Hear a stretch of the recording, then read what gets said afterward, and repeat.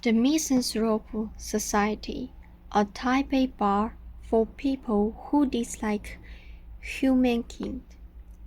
Hidden away in a dead end alley, a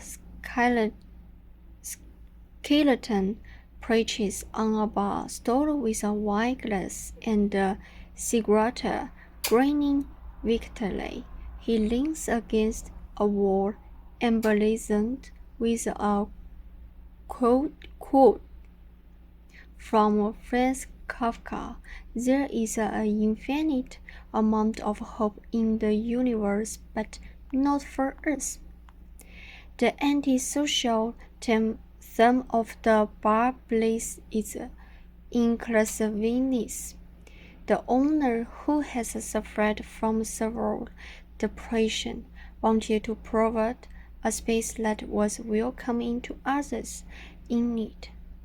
We call it the Misanthrope Society, which literally means you can hit this world as much as you want here, says Chen Xiaohuai. Inside, there is some hidden human warmth. Chen was inspired to open the bar after spending a month in a mental health hospital.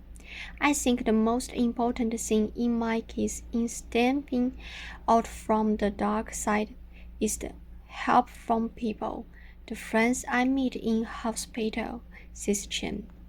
I want to replicate this peer support group.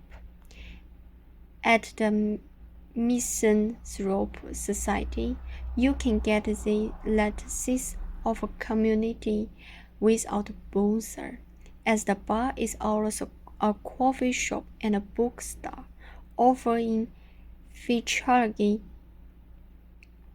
books, autobiographies, and novels about the dark episodes in the people's lives.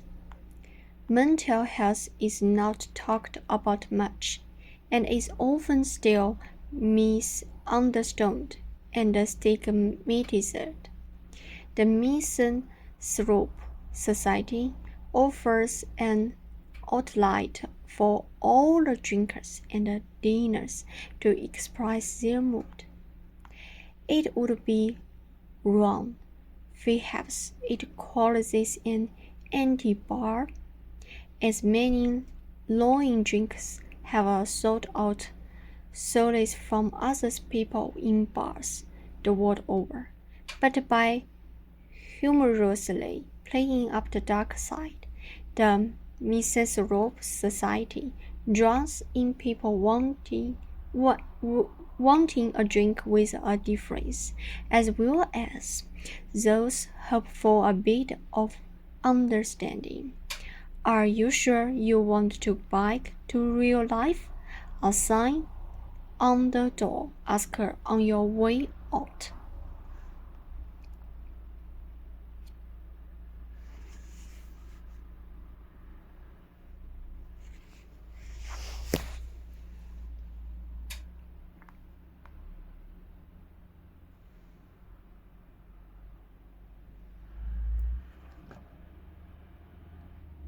No sex place will quandars. Few animals have come closer to extinction, and yet survived than the California condor. By 1982, there were only 22 left. Their relics were rounded after and brought into a captive breeding program that proved an extensive success. There are now 329 condors flying free in the western North America, and 175 more in the care of virus zones.